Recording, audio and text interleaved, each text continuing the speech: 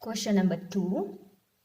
ABCD is a rhombus and P is the midpoint of AB, Q is the midpoint of BC, R is the midpoint of CD, S is the midpoint of DA or AD. We have to prove that quadrilateral PQRS is a rectangle. Similar kind of sum we have already done in number 1, but there we proved that PQRS is a parallelogram. Here we'll prove PQRS is a rectangle. By looking at the figure only we can make it out it is a rectangle. Now, for proving it a rectangle, first we will prove that it is a parallelogram, okay? Because a rectangle is a parallelogram. So first we'll prove PQRS is a parallelogram, then we'll prove PQRS is a rectangle. For that, you must know properties of a parallelogram and properties of a rectangle.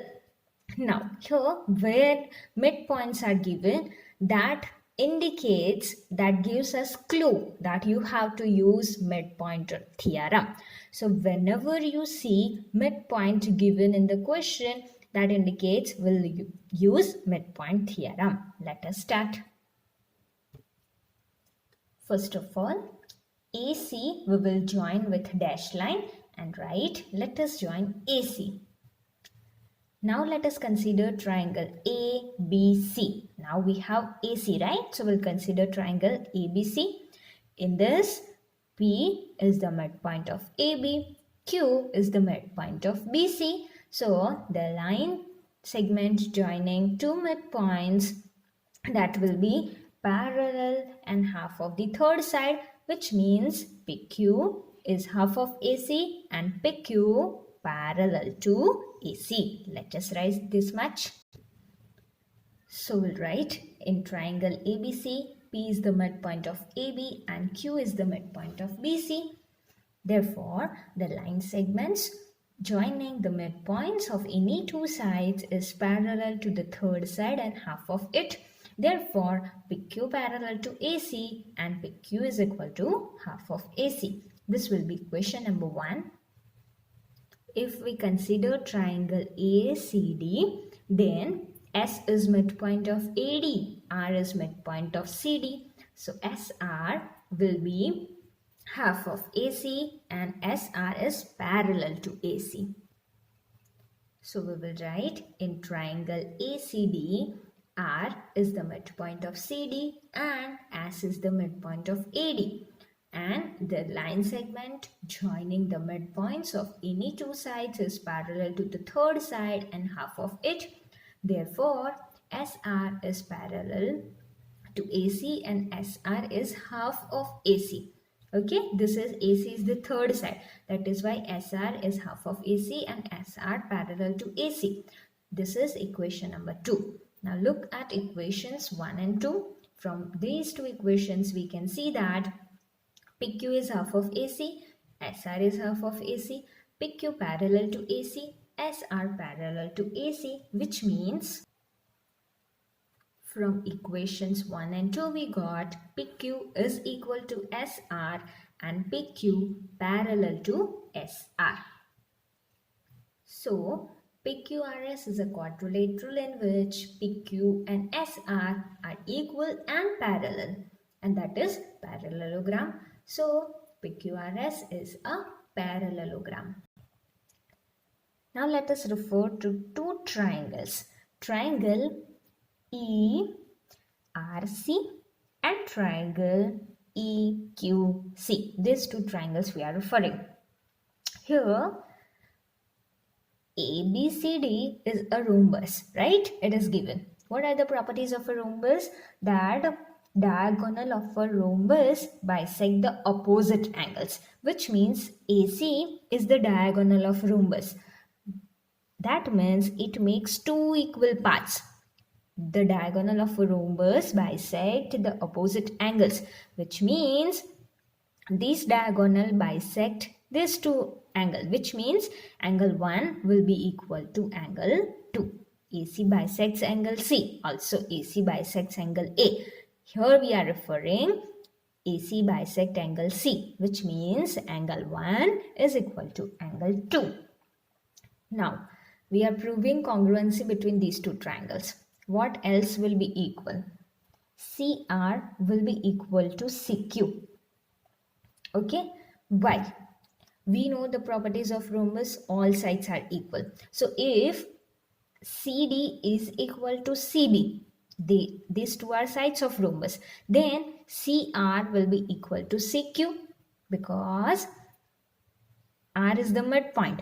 So CR is half of CD. Q is the midpoint. So CQ is half of BC. So CR will be equal to CQ. Also, this side CE is common in both the triangles. So from that, these two triangles will be congruent. Let us write.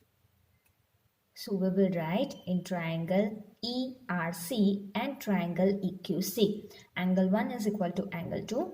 Why? Reason we have to write. I have already explained you. The diagonal of a rhombus bisects the opposite angle, which means AC bisect angle C. That is why angle 1 is equal to angle 2. CR is equal to CQ because they are half of side of rhombus and sides of rhombus are equal, so their half sides will be equal. So CR is equal to CQ. Also CE is equal to CE because it is common side. We have written side CR, we have written side CE, and we have written angle 1. According to which criteria? Side, angle, side. These two are side and this is their included angle. Similarly, CQ is a side, CE is a side, and angle 2 is their included angle. So, by side, angle, side criteria, these two triangles will be congruent.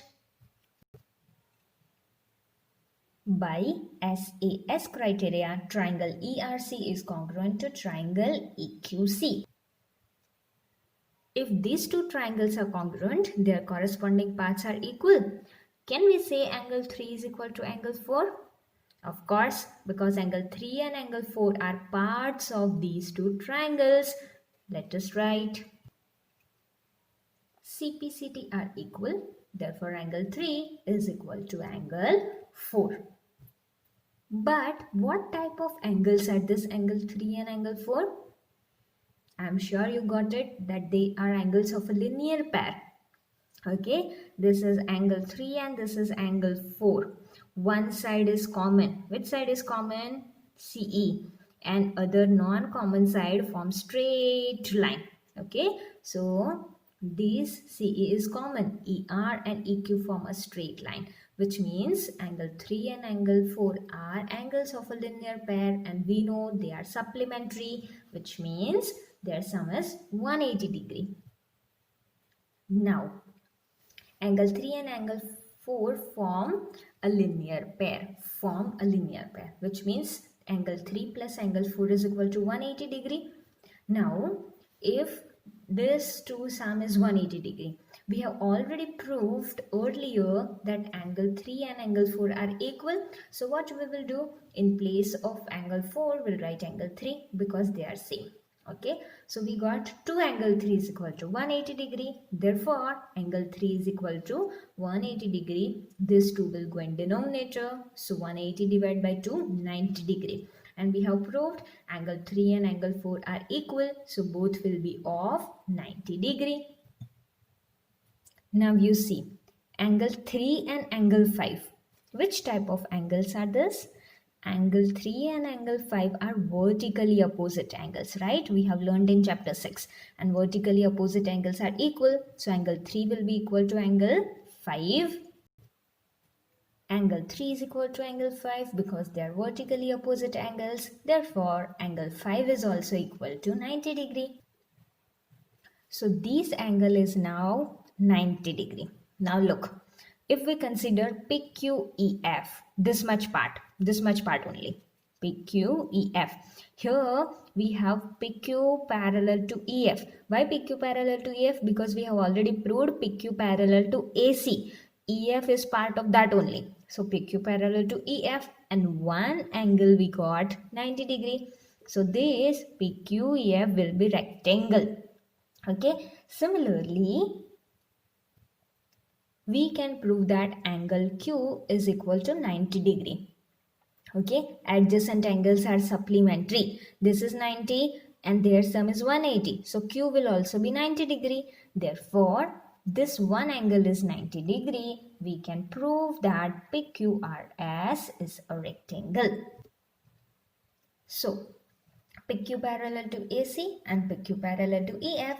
Therefore, PQF is a quadrilateral having a pair of opposite sides parallel and one of the angles 90 degree. Therefore, PQEF is a rectangle. Now, if this PQEF is a rectangle, all angles of a rectangle are 90 degree. This means angle Q will also be 90 degree. So we will write, therefore, angle RQP is equal to 90 degree. Now we have already proved that PQRS is a parallelogram, right? In which we got angle Q as 90 degree. So PQRS is a parallelogram in which one angle is 90 degree. So all angles will be 90 degree. Therefore, it is a rectangle. Why? Because adjacent angles of a parallelogram are supplementary. This is 90 degree, so this will also be 90 degree because 180 minus 90 is 90. Similarly, this will also be 90. Similarly, Q will also be 90. So we will write, therefore, one angle of a parallelogram PQRS is 90 degree. Therefore, PQRS is a rectangle. Here we completed question number 2.